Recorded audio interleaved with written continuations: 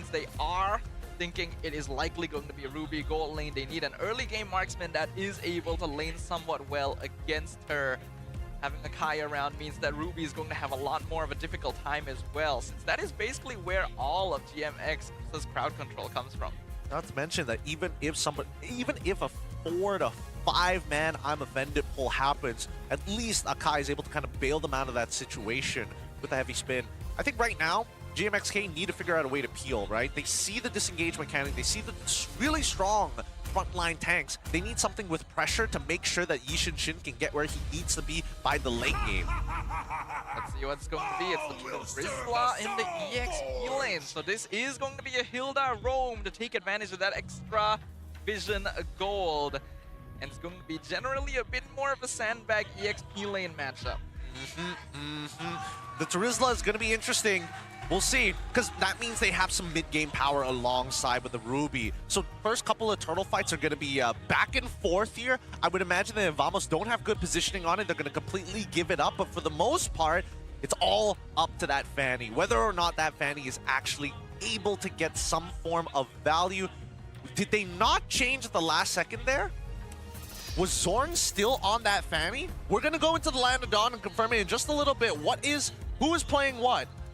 Yeah, that is Zorn on the Fanny, while Chibi is going to be playing in the jungle. It's Zorn's Assassin Fanny Roam. This has been a very long time. We were wondering if something was up. Chibi has not confidently played this hero in so long. But with new changes comes new surprises, and Vamos are the first ones to bring something new to the plate. Ladies and gentlemen, we are jumping into the Land of Dawn with the expanding rivers, bringing about a tide of change to MPL Malaysia. Yeah, let's see how this change is going to affect, because instantly we see Zorn by Jaja's side on purple. He's got the steel cables active. He's going to try and go for the steal. I mean, he can What did he take? Okay. Petrify Fanny. It's Petrify Fanny, and he hits level 2 on time. Interesting. How? You do get gold and EXP from opening vision. Did he see Maima walk up? Is that why he should have been like one? He should have been level 1 at least 90% of his EXP. Or maybe I calculated that wrong.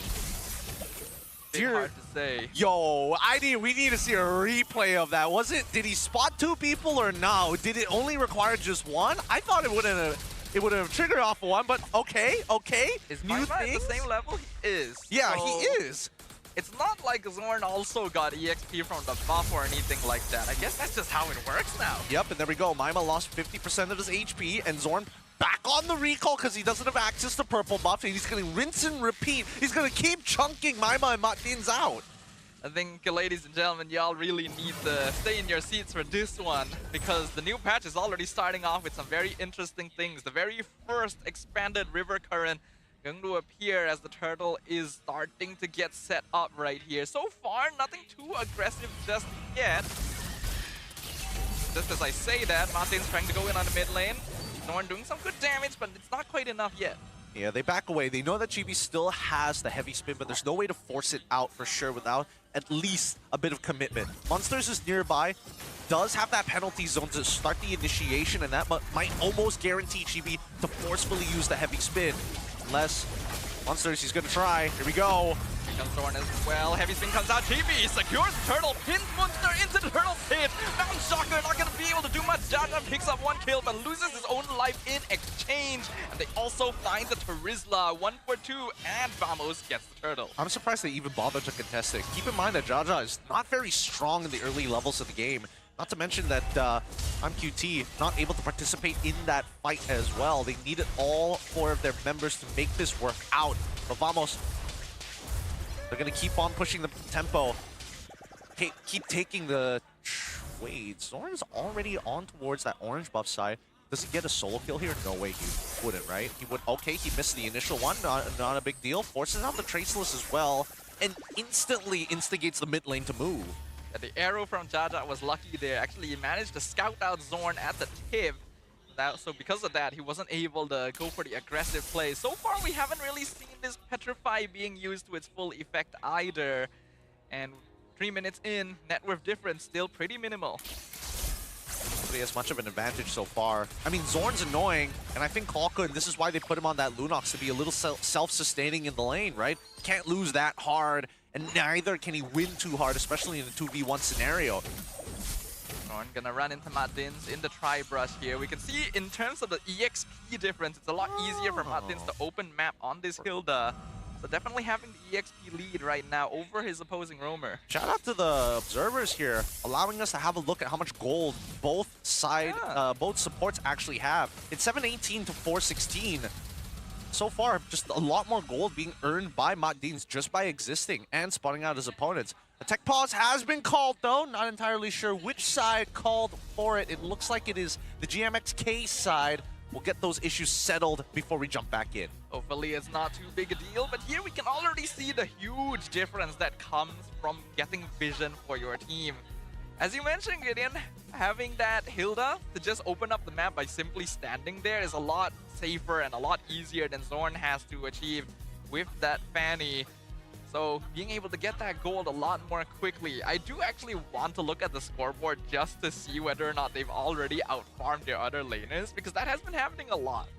It has been happening a lot, but considering that Zorn hasn't really shown up in lane other than to harass and then goes to the opposite side to check buffs, I don't think he's getting the individual EXP as well as the gold as often compared to Martins, who's been hovering around that mid lane pretty consistently overall. Yeah, we have to remember, it's not just vision gold you get from the roam revamp, it's also the fact that you will get extra gold and EXP as long as you're nearby when minions are taken by your teammates as well. So Martin's also able to do that a lot more easily since Zorn is operating mostly independently. Keep in mind that this change also it doesn't take away from your initial laners. Your mid lane will not get taxed because of it. They will still receive full gold and EXP. This is a little bit of a tip for you for existing. And it also creates interesting strategies, right? Because you do get a percentage of whatever gold your team did get from the minions. So you might want to go to gold or EXP just to get a little bit more of that. But looks like we are getting the signal to jump right back into the Land of Dawn. All right, let's see the game state currently, because MQT is not getting much pressure against Natco, but that's to be expected, right? Oh, down by bot side, though. They're in trouble. 1v2. Terizla's tanky, but is he tanky enough? Gets the penalty zone in. The Brilliance keeps Clawkun topped up. And they will pick up the kill. Martin's now coming in for the fight. Forces the flicker out from Clawkun. Pops the ultimate right into the Mountain Shocker. Jaja comes in to get the kill. Gojas looking for a little bit of revenge. Martin's very low, but is able to dash away. And that means GMX gets a great trade down here. It looks like there is investment on the Frost Shield. Looks like Gojas is spreading out his build a little bit more, because that shield was a little thicker than it probably should be at level 7. At this point, topside GB trying to steal away the buff. Oh, is he going to get punished here? He gets stunned. Can dash away. Looks like GMX doesn't want to force the chase here. They don't go for it, and they back away once more. MQT finishing first item priority into that War Axe. The second turtle is now contestable. Oh, they give up the purple buff to Zorn. Conceal comes through. Zorn gonna scout out 3 people in the tri-brush. The flicker penalty zone maybe a bit too far from Munster. His team's not ready to follow up. Nako flickers away. All 5 members of GMX in the top lane. They get the top tier 1, but the heavy spin gonna pin Martins against the wall. Clawkun with the Darkling 1 hit away from getting the last hit, but they're not able to finish it. Mountain Shocker misses entirely as well, and both teams will walk away. How do we miss the Mountain Shocker on a stun target? How do we miss these? We can't be missing these. Mid lane about to get cracked wide open is GMXK. They thought they made the play on the opposite side, but losing a mid structure is devastating. Zorn with the Petrify, looking for Jaja, 1 hit away. But that is definitely some damage done. Zorn, he's been known to have the mechanics, and on stream you do get to see him play Fanny once in a while, ever so often some may say. Being whipped out on a professional scene in this particular manner, oh man, like Yums all over again, right? The one time he plays Fanny support when he was under Todak, man, The last we'll ever see of it. Good time, good time. Oh. Or nearly got stunned. Inside the tri-bush, is able to fly away for now. Looking at the goal lead, still actually pretty small. Going into the 6.5-minute mark, only about 700 in favor of Vamos, which means it's still anyone's game at this point. Looking for MQT, heavy spin comes in, it's a 3-man gank, and that's a kill for Clockwood. Yep, and that's going to be top tier 1 collapsing under the pressure. But now they've instigated another fight by the Riverside. Gojas can tank for a while, but that's a lot of spells being thrown at him, including Martin's attack. Oh, hold on. River's going to pop. Are we going to see a rotation here almost straight away from Zorn, or is he just going to keep proxying a wave? Well, he's already finished proxying, so he can definitely rotate over if necessary. GMX are on the turtle. They're trying to blitz it as fast as possible. Martins and Munster providing vision. Gojas walking up. GB very close. Steals it with the retry. Penalty zone comes out, but Munster is way too low. They're chasing him down. One hit away. Draxon Pulse comes out. Nako gets the last hit, but the I'm offended. It's the flicker. Finds 2. That's going to be 2 members down. Gojas and Nako picked off by GMXK. And they come out on top. They didn't realize that Natco got the worldie off in time, and Martins died unnecessarily. Sorry, survived, but even so, chunking out QT like that, and even Munsters, he's taking way too much damage at this point. We do see that Jaja is coming into his own, though. Second item complete. Endless battle, not even the War Axe. He wants to go for the initial burst because he wants to work alongside the item power spikes of QT. So far, he's almost gotten his own Hunter Strike, and even for Munster, he needs to make sure once he hits 2 items, he is going to be a beast. But for now, wants to go for early game damage with the Fury Hammer, goes straight into the Athena Shield to protect himself against Clawhood. I think that is definitely a respectable build. Once their knows that his team does want some scaling before they can really start coming online. So he's willing to take that sacrifice a little bit on his overall HP. Next Lord going to be quite a while away. So just gonna get caught in the Mount Shocker, but this is why Esme is so prioritized these days, so hard to kill. Yep.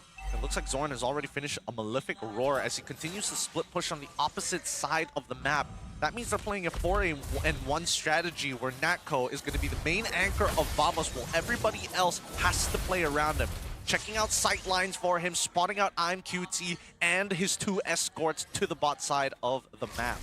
It's the Vamos slowly now taking control of more of the map. Zorn still continuing his split pushing. A bit difficult to stop this without MQT around, and this is the danger of only having one source of reliable crowd control against the Fanny. Now we see that Vamos wants to continue the siege. Natco gonna get free hits on that tier 2 as Munsters and as well. Unfortunately for QT, just cannot find the angle on key targets. Draxon Pulse comes in, pulls in Chibi. I'm offended on Gojas as well, but this Esmeralda's so hard to kill, and they're still forcing the fight. Mountain Shocker catches Natco. Could be a bit far forward. Brilliance also used. GMX able to force out important resources, and now Martins goes in, flickers on top of Clockhood, not able to get the ultimate in time. He goes down. Heavy spin used to disengage. Vamos comes out with no casualties. And that's exactly what we want to see, right? It's a push and pull until somebody overextends, and in this case, it's going to be Martin's side. GB played it very nicely as the tier 2 wave crashes. That tier 2 tower setup gone. Macro play from Zorn starting to become very annoying. You thought this Fanny was trying to snowball off kills? No, the macro game is where it's at, says Zorn. His years of experience coming into play in a brand new map. Lord now going to be danced around by both teams. Nobody wants to sit on it just yet, especially with the threat of Zorn looming around. It's forcing GMXK to stick closer together than ever, while even setting Martins to deal with the top side wave. This is perfect, though, because once again, Zorn ran out of his purple buff, came back to pick up his team's own one, and you can see that the EXP isn't really hurting Chibi that much. It's a very interesting balance, because now that roams can get gold more easily, it's actually worth giving them some of the buff resources since they actually have the items to do damage. And Vamos already figuring out how to game the new roam. Somebody needs to respond to Zorn here, and as soon as somebody does, we do notice that Vamos instantly takes control over the Lord, starts the initial pull, and Gojas is untouchable right now. The only person who can realistically kill him is probably Jaja and Maima, but they need both of them together if they want to take down one guy. And that's not even counting the Akai that would be breathing down their necks. Vamos finally building up a 2,000 goal lead as we enter the 11-minute mark. The Lord going to be aggroed over to their side, but GMX just cannot commit. Zorn is too difficult to handle. See how difficult they're going to be. Jaja is the only hope for them to actually start scaling. He's already level 14, 11 minutes and 33 seconds into the game. As he buys a BOD as well. Third item's already complete. Now, let's have a look at the item list one last time.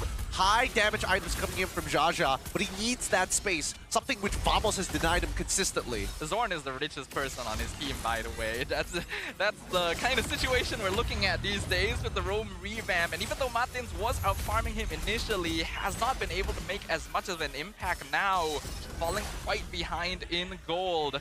The Lord still being slowly aggroed by both sides. Vamos is just buying time at this point. Yeah, they're buying as much time as they possibly can. I think they're waiting for Natco to hit his third item before they actually look to fight this. They know that Jaja is in a really powerful position, and because of the buffs that Chibi has been giving over and holding this Lord, allows Jaja to stay ahead. The Lord is finally dropping low. Chibi secures it. Munster misses the penalty zone entirely. Has to flicker away from the heavy spin. I'm offended! MQT with a massive catch! Zorn comes in a bit late, does manage to pick off Munster, but that was definitely not worth it for Vamos. Not worth it at all, but it does give GMXK some hope. They're going to take a bottom tier 1 for all of that places himself in between. Not going to decide to push the issue though. The Lord is breathing down their necks. Like, that's Retri already. Slow one target. Like, that's Retri already. Slow one target down. Munster gets put down 1. And at this point, controlling the mid game has gone well for Vamos, right? All outer turrets have collapsed. No super big conversions just yet. GMXK has been playing very defensively with a few deaths on their side due to overextensions. We look at the gold, 959 off of the boots alone.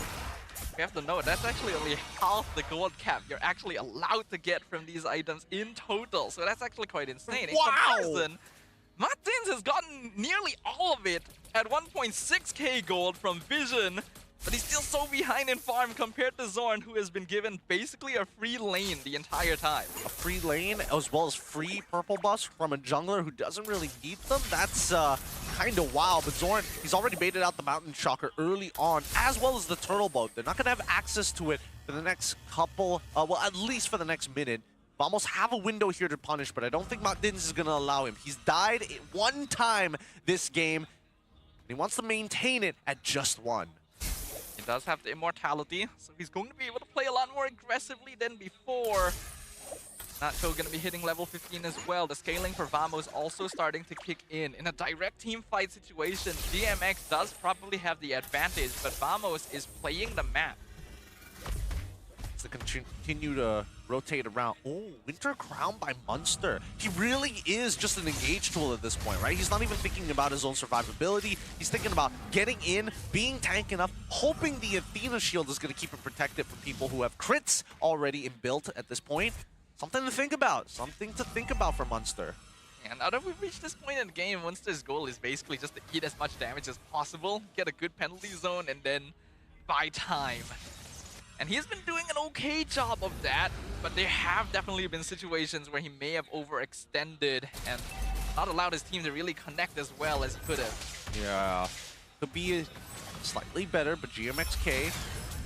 Oh, the flicker. Oh, beautiful dash from Natco. Dodges it entirely. Here comes the rest of GMX. Zorn coming in to do the shred damage, but it's not quite enough. Mountain Shocker going to hit Claw Hood. GMX in full disengage mode. Munster holding the front, but MQT unfortunately left on the flank. Natco doing the damage. The Bruno starting to hit hard. Winter Crown comes out. Definitely not the way Munster wanted to use it. That's a double kill for Natco.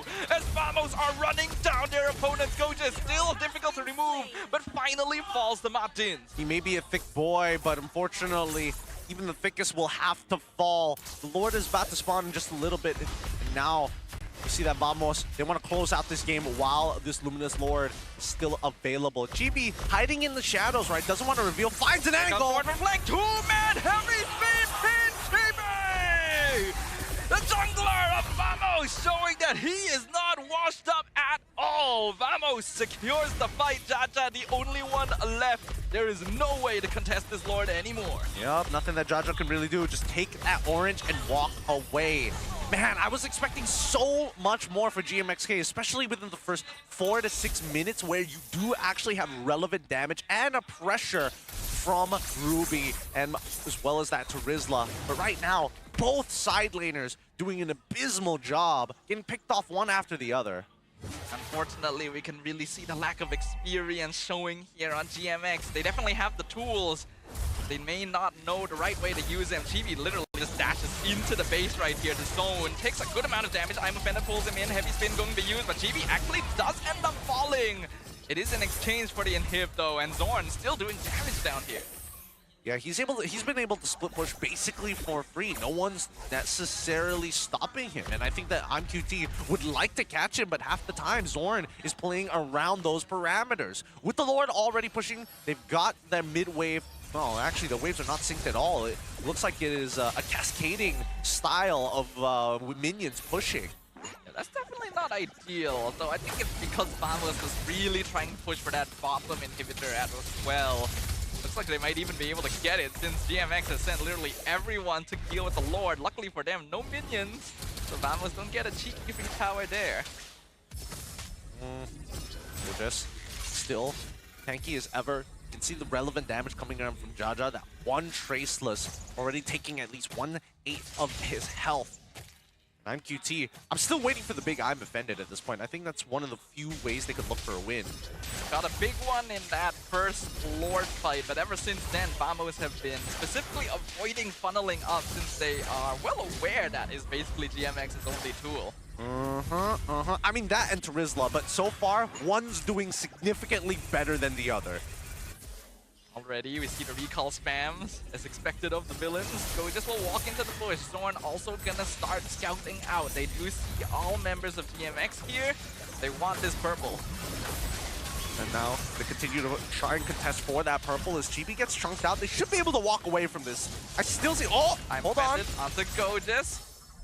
Doesn't really do anything. Negative damage.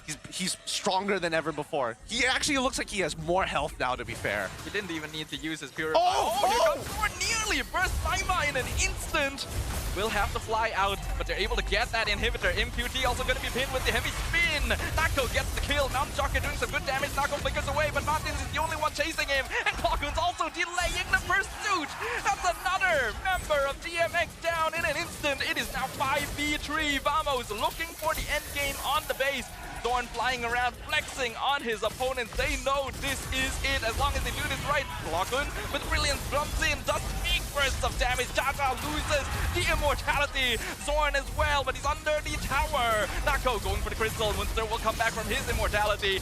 Will fall in quick succession, but they do find Nako. Will that be worth it? It's a trade on shutdown. Vamos is still in the base. They want the crystal. They don't have a lot of minions left. GMX actually doing a great job of holding Maima. The last one left though, and that is going to be it. A double kill for Clockun. Closes out game 1 for Vamos. Statement set, draft great. Vamos stand up on top, 1-0 so far. Well, let's see whether they can finish it off strong, because GMXK, this is the type of resistance that I was hoping for. Now they got to work on their timings for the early to mid-game stages, because right now, I think that GMXK, their laning phase doesn't look that great. They should have participated in a lot more fights for the first 3 minutes, at least. I think, once again, GMX were a little too safe, a little bit too scared, because they weren't quite prepared for what Vamos was about to throw at them. There were some good plays in there, but not enough aggressive initiation to get control of the map. I think it's about timing, right? We've seen Munster land some good penalty zones, but we didn't see him land a good penalty zone while his team was directly behind. I would have imagined that they would have gotten a couple more of I'm offended plus like X to make the combo strong, but just doesn't seem to be the case, especially with the Esmeralda. And Esmeralda was difficult to deal with. The Akai with the heavy spin causing havoc in team fights as well. And Zorn definitely the highlight of this game. That Fanny surprised us in the draft, and it surprised us even more in the game. Yeah, it did cost Chibi to be